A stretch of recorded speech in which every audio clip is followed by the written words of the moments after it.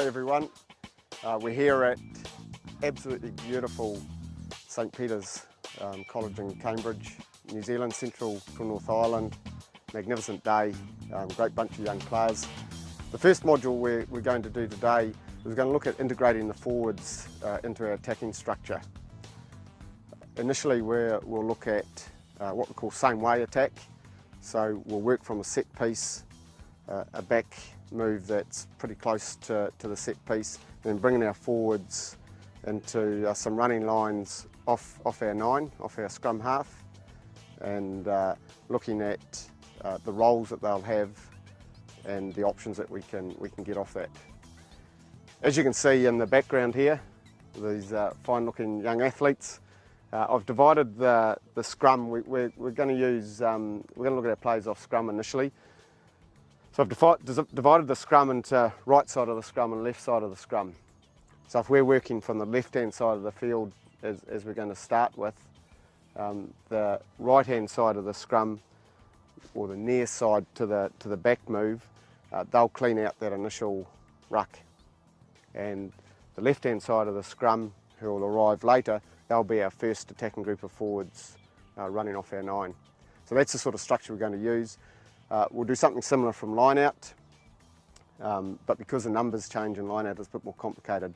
But as coaches, you can make your own decision as to how you break your hunting packs up, whether you use the back of the line out and front of the line out, or whether you use non-jumpers and non-lifters to get to the first breakdown, and then your jumpers and lifters being the first running group.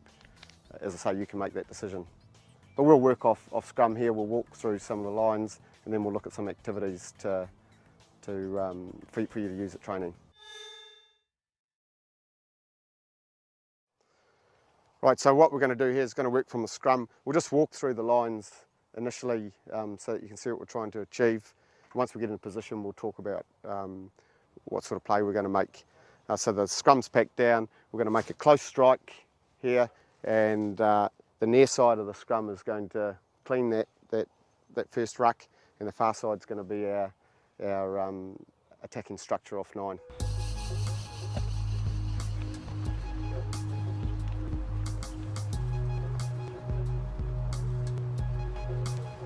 That's good, just hold it there, just hold it there. So we'll just leave the ball there. We've got our cleaners there, you stay on the ground. We've got halfback in here. We'll just look at our positioning of where we want our runners. Okay, so the first runner, we'll call him our lead runner. Okay, we want to position him pretty wide, because we want him to hit just on the outside of their third defender. So we've got 3 defenders here in the green bibs. So we'll have one pretty close to the ruck here. This is just a traditional sort of ruck side defence. We've got a second defender here, and probably a third defender out here. So we just want to position our lead runner to try and hit that gap between the third defender, which is normally a forward, and the first back defender, which we call the transition zone. So we're just going to try and aim him through there. We've got another runner here that we'll just call late. He's our late runner. So he's an option if the lead runner is marked up on and we can't feed the ball to him, then our late becomes an option to run off 9. Okay, we've got a third option here, who's our going to be what we call our Gregan runner. You know, George Gregan, really famous for that backflip ball. So he's going to give us an inside line off the halfback as the halfback carries the ball around. Okay, so he'll hit that hole between the ruck and the first defender. Okay, the reason we have our late runner here, who's back slightly from the line, the reason we have that is that we don't want to block off our 10. So I'm just going to get lead runner slightly wider here, because we want to really stress this defence. And if I can get 10, if you can just come into this area here, so that you're an option as well, direct from halfback. Okay, you might even come in here a bit closer. We're trying to paint a picture here that we've got a whole lot of options coming, and we're going to try and make the defence think. Because if we make them think, it'll make them sluggish. Okay, and we've got everyone here running lines that should hopefully confuse the defenders. So our options are to hit lead. If he's marked up on, maybe we hit late.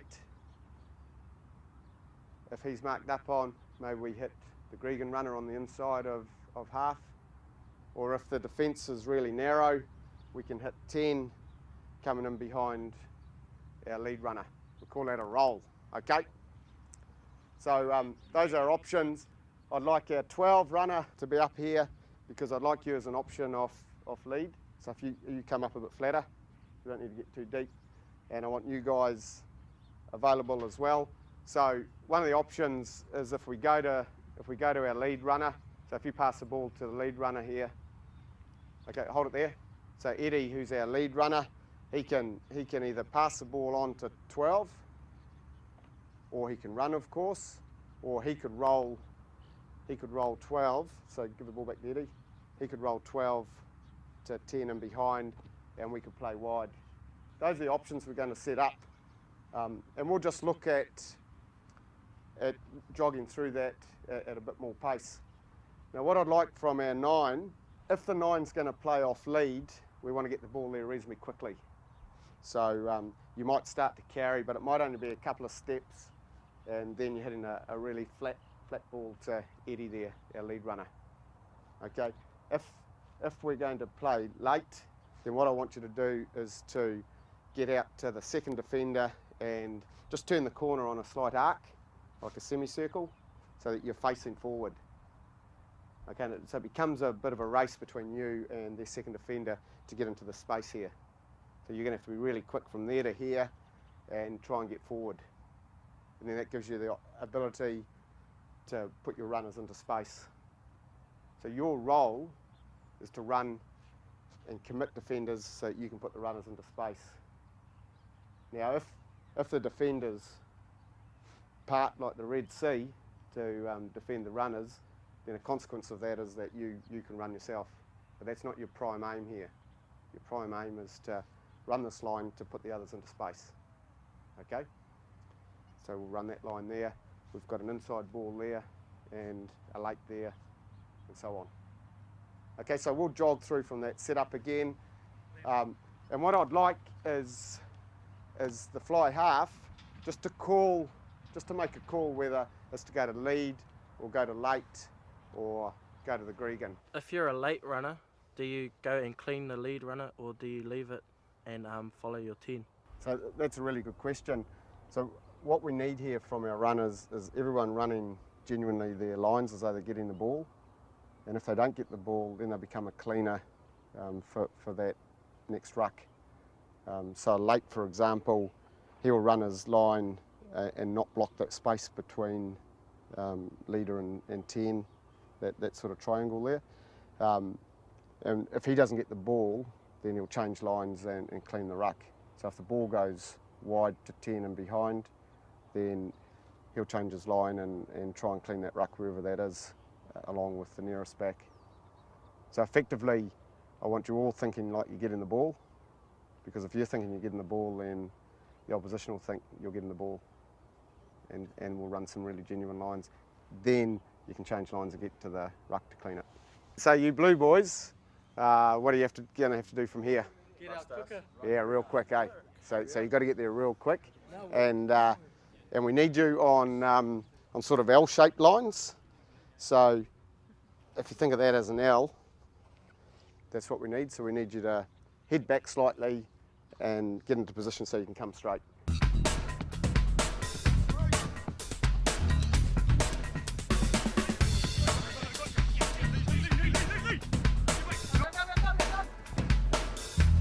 Okay, good stuff. Let's go again. Good calling, Sam. Good stuff. Eddie, that was outstanding. Getting that width, real good. Sam, is Eddie wide enough, do you think, for you to be able to sit inside him? It's good. Yeah, I'd like you sort of, I want them to think that you might be taking it on his inside, and then you're going to take that roll ball.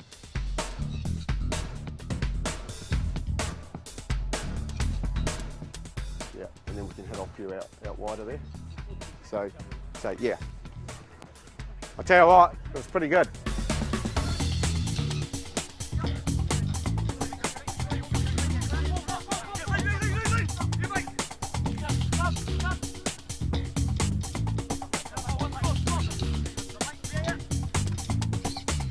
Okay, let's hold it there. Who's the lead runner calling late? George. So George, when you get into position, what's important about you calling your role? Just so everyone knows what my role is and getting there early, so I know what I'm up to. Yeah, so what does that mean for the rest of your group? So then they can set up where they need to be, and then Ten can set up where he needs to be as well.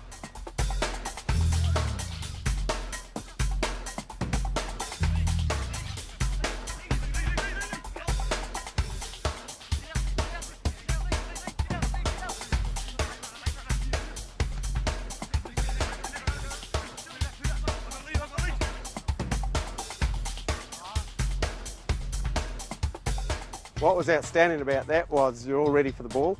Sam, we'll go through one more, and just at the end there, we just need the outside backs heading off 10, so we need really straight lines. So you would roll 12, or whoever that back is, coming on the short ball, you roll him to someone hitting the ball pretty hard. Those outside channels, should have a couple of guys there and we should score in the corner.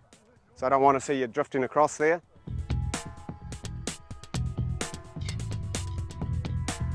Just one thing, Sam, earlier you can call it for Liam, so if you're calling late or Gregan, it allows him to win that race on that semicircle, on that arc.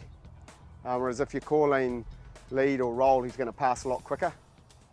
Okay, so him knowing that affects his lines a wee bit, so just get the call in early.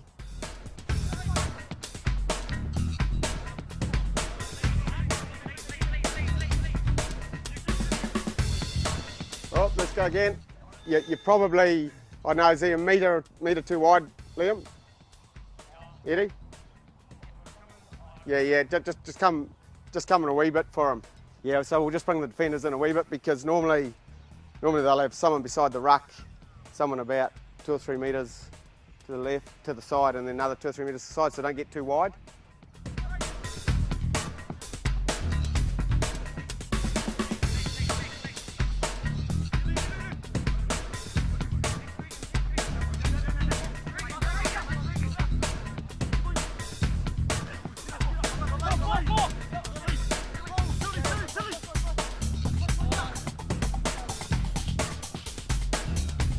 Boys, well done. So it's really important here, boys, that as we get into position, we've got to get there fast, which you're doing really well. Okay, you're working really hard. The reason we get there fast is that we want to be able to position ourselves in the right position so we get on really straight lines. Okay. Also, while we're getting there, so we're taking, as I said before, we're taking almost L-shaped movements. So we're going across.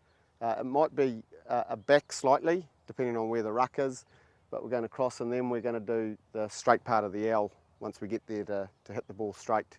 And as you're coming, I'd just like you to think about looking forward as you're running there, so that we can see what the defence is in front of us, and we can start making decisions on what we're going to do. So that would look like for you, Eddie, it would look like for you going in this position here, getting into your role at lead. Okay, so you're looking up, you get into position, and what that'll do, as you start getting used to the system and understanding what you're looking for in defence, it'll put you in the right position just automatically without thinking about it, because you're seeing what's on. It may be that there's a big hole in front of you, and having seen that, you can get in the right position to hit a pretty flat ball, nice and straight. Okay, so that'll just happen naturally as you go through this process, so long as you're looking forward. So that's a real key part of this, boys. Get into position fast, look forward. Okay, so for you guys, that would look like coming out of this ruck here, and again we'll be looking for L-shaped movements. So you guys will come back out of the ruck, and then you'll come across, looking up and getting quickly into your positions, and again being able to hit the ball straight. So Mitchell's our hooker here, and in the system that we've got, he's often a spare man because he's last out of this scrum, and he might be last man to arrive from the line out as well.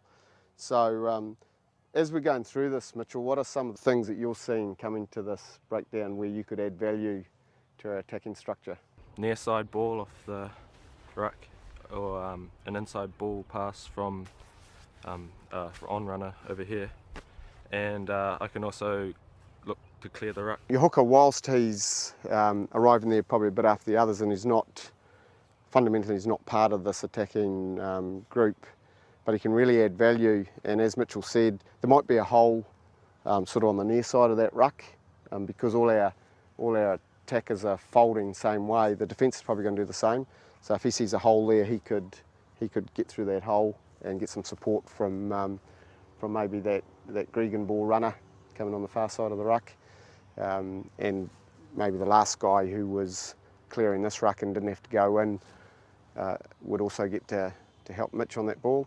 Or he could be an inside ball option off that late runner, but certainly you want him there to be a cleaner if he's needed. So coaches, we've looked at an activity to really get the forwards working hard on their lines. Now we're going to look at another activity that allows us to get all the squad working in small groups and rehearsing these lines that we've been talking about. So we've got a small grid that I've laid out here, those yellow cones. We'll have a 9, a Gregan runner, a late runner and a lead runner. We'll have a 10 and a 12. We'll have 3 defenders. So what I'm looking for here is we'll come from outside of the grid inside the grid, so they're having to reload their positions, and then we'll look at how we make decisions on where we should attack depending on the picture that the defence gives us. So we'll see how they go, and then we'll have a talk to them about it. Okay boys, so this is going to be our ruck here. So we're going to start from outside the grid here. So I'm going to get you to, you can just lie on the ground here. Okay, all of you lie on the ground. So you're going to get up from this position here, and we'll just run around this cone here, and we'll set up off this ruck. Okay, we'll set up our attacking formation, and you guys will already be in here. So you guys come in here now. Okay, and we'll see how we go. So you guys just defend them there. Go.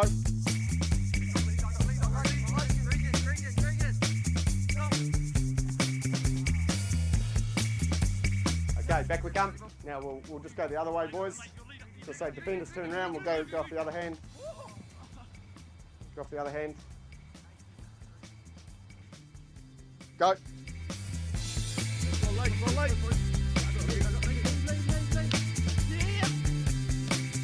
Nice, good play. Good play. Let's go again.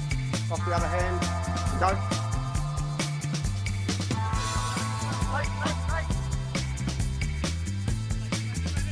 Hold up, whoa. Let's do that again. What I want you doing here is getting across and arcing. So you didn't get the arc in, and so late you're going to have to be a bit wider and really aggressive into that hole. Okay, go.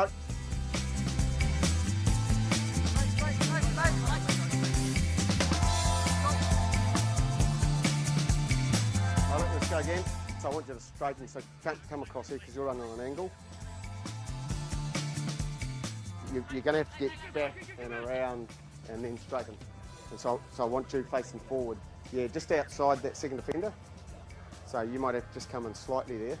Yeah. So yeah, get on his outside. And so late, you're going to have to be a wee bit wider, eh? Just need to set a wee bit wider here. Go.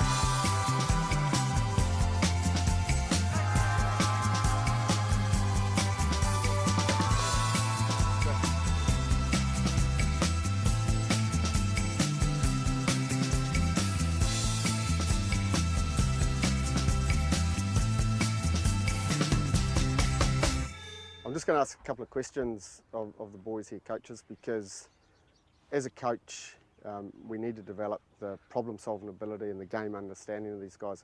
Because on the field, they're the people who are going to make the decisions. And so they need to understand how to do that. So Cameron, what do you think we should base our attack on? I think we should base our attack on what the defence is doing, look for space. Yeah, that's right. So Ben, what does that mean to you? So what does basing the attack on what the defence is doing mean to you? All I got to do is communicate with 9 and 10, whether or not I'm marked. That's right. It's, sometimes we expect our players to be strategic geniuses and make decisions based on what's happening throughout the whole defence. But if you try to see everything, you see nothing. So all I want my players, or my attacking players, to do is to understand whether they're marked by a defender or they're not marked. And giving that information to the decision makers, the 9s and the 10s, is gold. Because if I'm a Gregan runner and the first defender is chasing our 9 and I'm not marked, then it's my responsibility for the team to make sure they know I'm free so that I can get the pass next time. And if we do that a couple of times and we go through the space, they're going to shore that defence up. So someone else will be unmarked somewhere across that attacking line. And it may be that the backs, it may be that we've got a same way attack operating effectively with the forwards, and it starts jamming the defenders in and they get narrower and narrower. And all it might take is for a 13 to say, well, there's no one marking us out here, and so we can do that roll option, behind lead to 10 and then attack wider. So you don't have to be a genius, you just got to be aware of who's tackling you or whether you're in space and giving that feedback to the right people. The format here is we have two sides to the grid. The pads simulate the ruck, and we're going to attack first with this side of the grid. So the blue are going to attack against the yellow. The yellow we want less numbers in defence. So a couple of the defending team, they just drop out and behind there, so we've only got a few defenders here, and we're going to try and attack this group here. Once the blue team's attacked, whether they're successful or not, they'll then come and defend in the far grid against the red team. The yellow team who defended here, they'll then reform their attack in this grid over here. The red team will attack the blue team over here. Once they've completed their attack, they'll come around and they'll defend the yellow team. So it's an opportunity for us to rotate the attack and the defence. Everyone's working at both aspects of the game, and it also means they're working off either hand. So sometimes they're passing off the left hand, sometimes they're passing off the right hand. So it's a really good way to simulate game-like situations. Want everyone coming forward.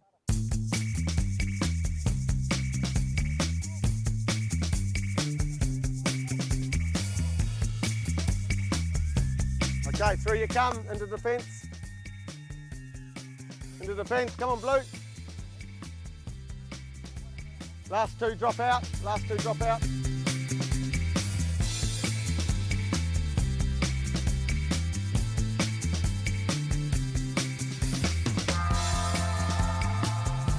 Good line. Next group over here. Last two drop out.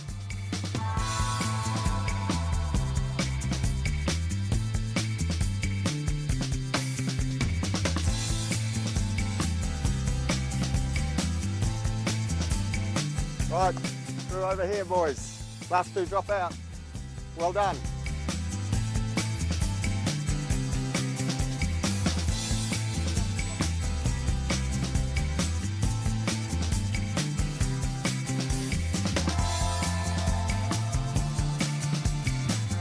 Okay, through we go. Next group. Let's defend.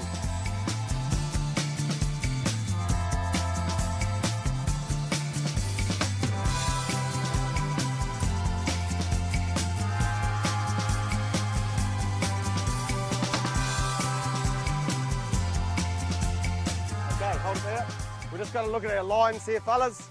So when we're doing our Gregan ball, so I'm running around here as halfback, and we've got a Gregan runner, Dave. You come as a Gregan runner, and I'm turning there. So we've got to make sure that we're on this angle heading out again. If we're straight, so David, you go straight behind me, and then come through here. What's the problem if we go straight like that? Yeah, you're going to run back into that defender. So we want to run away from that defender. We want to be like knife through butter, but slightly on an out angle. So let's try and bring that into our game. Off we go.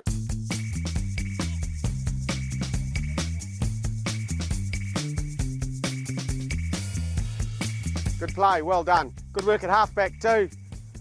David, let's go. Hold it, what did I say about the angle we want to be on? Cameron? So you want to be here, okay, because you want to be heading out on that angle as a Gregan runner.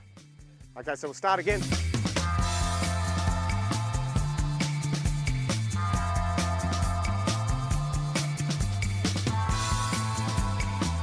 Righto, let's go boys. Let's run those lines boys, a bit more genuinely. Let's play.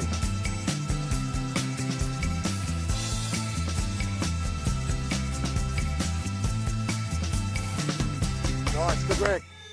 That activity is a really good one, both from a conditioning perspective, but also you'll notice that the team that's not involved in the activity has got time to get their attack formed up and to make sure that they get in the right lines and the right positions so that when the defence comes over to them, they're all ready to genuinely run the attacking lines that they've been taught. Didn't quite happen in that drill, but this is the first time we've done it with these young guys and they're coming to it pretty quickly. What I would encourage you to do, coaches, to make sure that those lines are really genuine, maybe take the call away. Don't call that lead's getting it or late's getting it or we're going to do a Gregan. Just let the 9 make the decision based on what he sees at the time. And that way everyone's got to run their lines really, really genuinely. And the only call I would have there would be an overcall from 10 saying that he wants it rolled in behind the lead runner so that we can attack wide. And I wouldn't expect him to see that either because he's normally looking at the ball. He may see it because a lot of 10s have really good vision, but I'd put some onus on whichever midfield back's available and not in the ruck. So maybe it's 12 or maybe it's 13. Giving them the responsibility to look and see if there's space out wide because the defence is jammed in and it's narrow. Get him to pass the call on to 10 and make that overcall of roll or chili or whatever it is you're going to use as a name. So that's the end of our module on same way attack and using the forwards in the attacking line. Hope you enjoyed it. And I hope that you really get something out of this and good luck with it.